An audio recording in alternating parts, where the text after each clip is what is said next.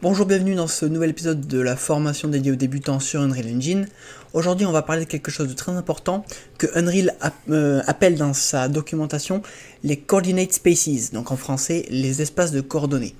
Alors, si vous êtes vraiment débutant sur Unreal Engine et que vous n'avez pas vu ma vidéo sur l'espace 3D, donc l'explication de l'univers 3D, je vous conseille fortement de la voir avant cette vidéo, car ça pose un petit peu les bases de ce que c'est la 3D sur Unreal Engine.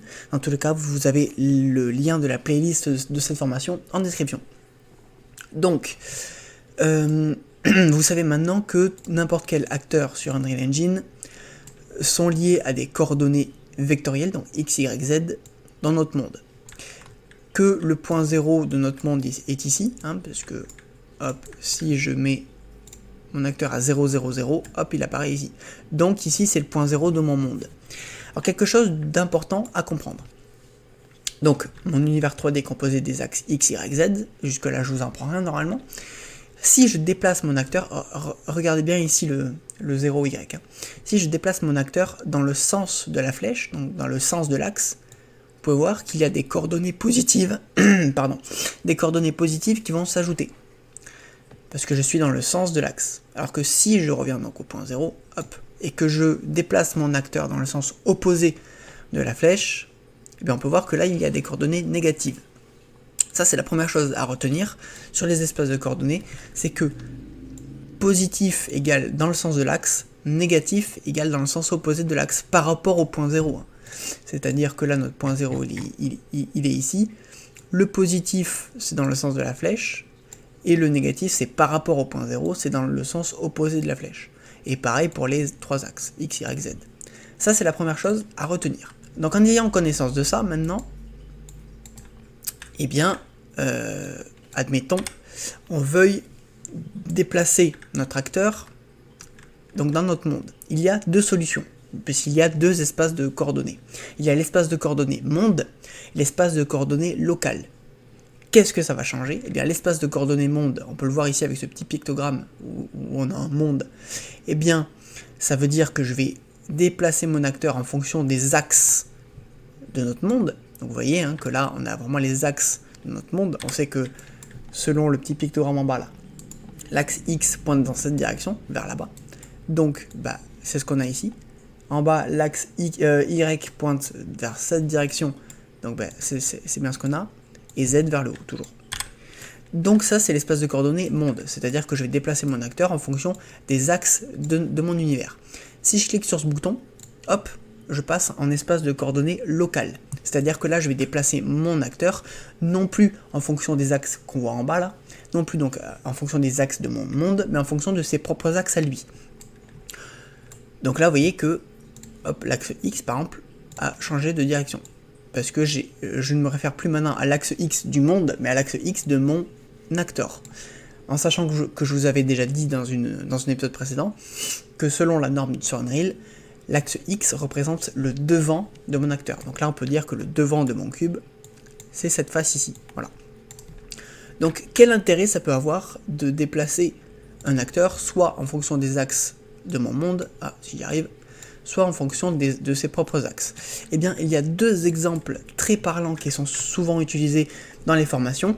Ce sont les personnages et les caméras.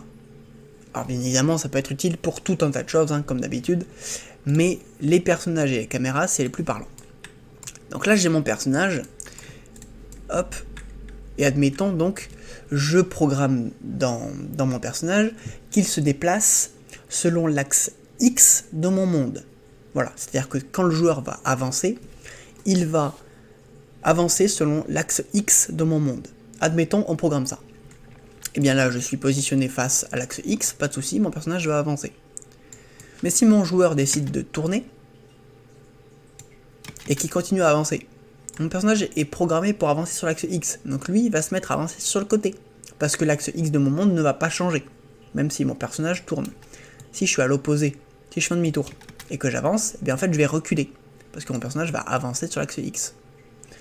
Voilà, ça peut être un problème. Alors comment contrer ce problème?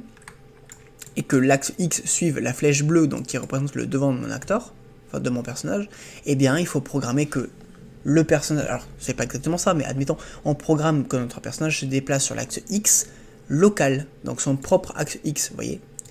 Comme ça, en fait, où qu'il soit positionné, l'axe X va toujours représenter le devant de mon personnage.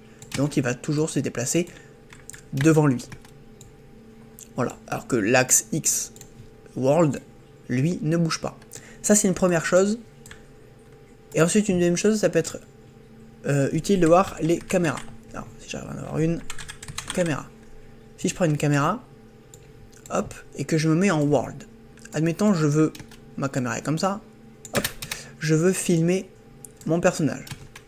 Je vais faire une rotation ici, ou une rotation, admettons, comme ça, en diagonale.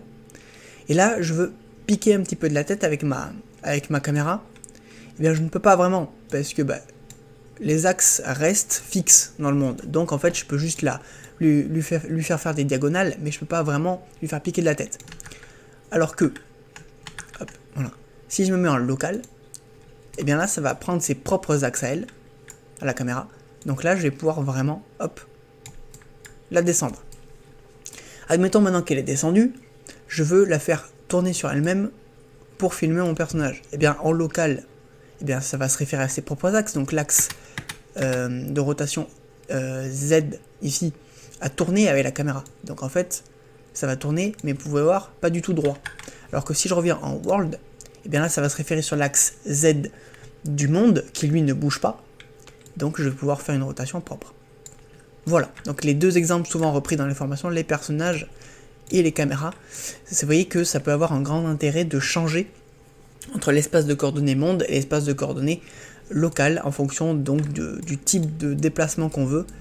Mais voilà, la chose à retenir, c'est que l'espace de coordonnées monde, lui, ne change pas. C'est représenté par les petits pictogrammes en bas. Donc c'est les axes 3D de mon monde, de mon niveau. Alors que l'espace de coordonnées local, ce sont les axes de mon acteur, donc qui lui, enfin eux, ils vont bouger en fonction de la position de mon acteur. Alors que l'espace de coordonnées monde, lui, ne bouge pas. Voilà, c'était ce qu'il y avait à retenir sur les espaces de coordonnées. On se retrouve la prochaine fois pour la suite de cette formation pour débutants. A tout de suite.